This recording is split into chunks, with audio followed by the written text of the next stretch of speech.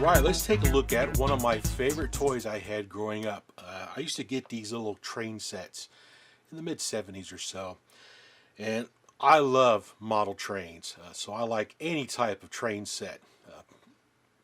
So I was pretty stoked to get these. I believe this one here is the one I got from the Johnson Smith catalog. It was a catalog that had all sorts of different mail order oddities in it. And one of the things they had in there was one of these battery operated train sets. I remember hounding my mom to order me one of these, and this was the one I got. Not this one. This is one I picked up off eBay just recently. But it's the same one I got back then. It's number 78.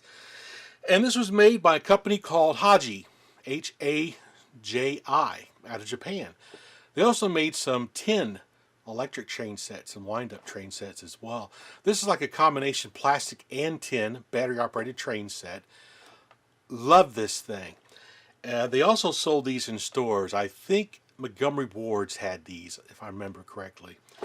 So I got a second one as well, which was this. It was the number 88 freight set. And what was neat about this set is it came with an extra set of switches, so you can make like a double loop-de-loop here, which is cool. And it had a little bit of different cars. It had like a boxcar in it, which was pretty neat. So one of the things I like to do was to combine these sets and make like big layouts. I had multiple sets. These are just an example of two I had. I had another one, I can't remember what number it was, but it had like passenger cars on it. And I think it made a figure 8 track. I'm not 100% sure. I do remember I had a 90-degree crossover. Because one of the things I like to do is try to make the trains, crash into each other at the crossover, which I thought was hilarious.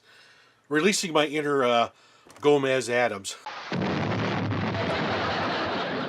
Beautiful. Beautiful.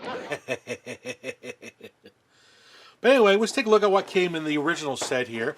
The second one's not complete. It's missing its locomotive and everything.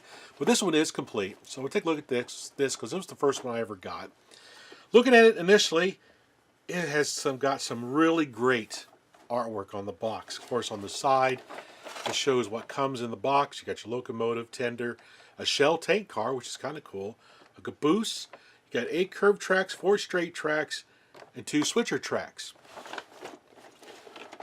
So we open the box up here. Get a better look at the content. So here's my curved track, and as you can see, it's a plastic track.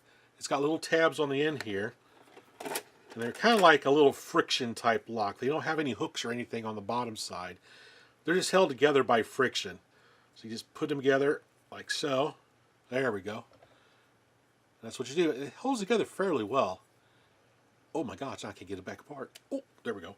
And then here's the switcher track. So when you flip the switch here, you can see the little bar remove. Pretty cool. This has got tin on it. And then here's the other switch that you put on the other side. The train can't go this way because it'll derail. This is only meant for the train to come this way or that way. So it kind of limits what you can do. And of course it comes with a little bridge. It's a nice little plastic bridge.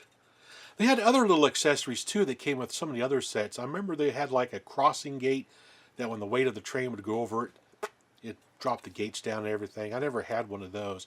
But it had some other things. I think they had like a little plastic tunnel as well. I didn't have that either. But I thought it was cool to have these little accessories in here. And of course here's the locomotive itself. Pretty nice, a little plastic and tin. It's got like a tin connecting arm here, which is really cool. The main drive unit is all made out of metal. It's not plastic. It's got metal gears in it, so this was made really, really well. See the backside of the motor right there. Batteries go in this little door. Drop them down inside of there. And you got a little lever on the front here that you would flip to turn the engine on and off. That's pretty cool. And of course we had our little tender. Now if you notice, the tender has the ability to hook 2 locomotives up to it, one going this way and one going that way. So you can have like locomotive tractor pulls. I used to do that a lot. That's a lot of fun. And then of course we have our neat little Shale Tank Car. The body is tin. This is all plastic. It does have metal axles, but it has plastic wheels. And it says Japan, Haji, Japan, down in there. These are actually kind of nice. I like these. Pretty cool. And then, of course, we have the caboose. The New York Central. Nice little red caboose. Pretty cool. I got my batteries right here. So I'll throw the batteries in this little thing, this little locomotive. Pop it open, bloop, in there, put that in there. There we go. Check it. Flip the switch the other way, turns it off, go back on. Cool. Alright, before we get to that, let's look at what's in the other box real quick before I make a little layout. Bring this thing around. So here's the freight set. Like I said, it's missing a locomotive. Has some of the same cars. Well, here's the Shale Tank Car again. Now this caboose is a little bit different. It has a plastic roof. This is a later set where they started to put more plastic into these. And it has plastic axles instead of the metal. So they started to cheapen them up later on. And of course it has the New York Central boxcar. Pretty cool. Same deal, got another bridge here. This set came with 2 of the switches, which is awesome. And then on the inside of the box here, it shows you how to put the batteries in your locomotive and how to set up the layout. The first set I had didn't have that in there. I think it had a little instruction book that came with it that showed you how to put it together, but it's pretty straightforward. So let's build just a small little layout and run this little locomotive around it.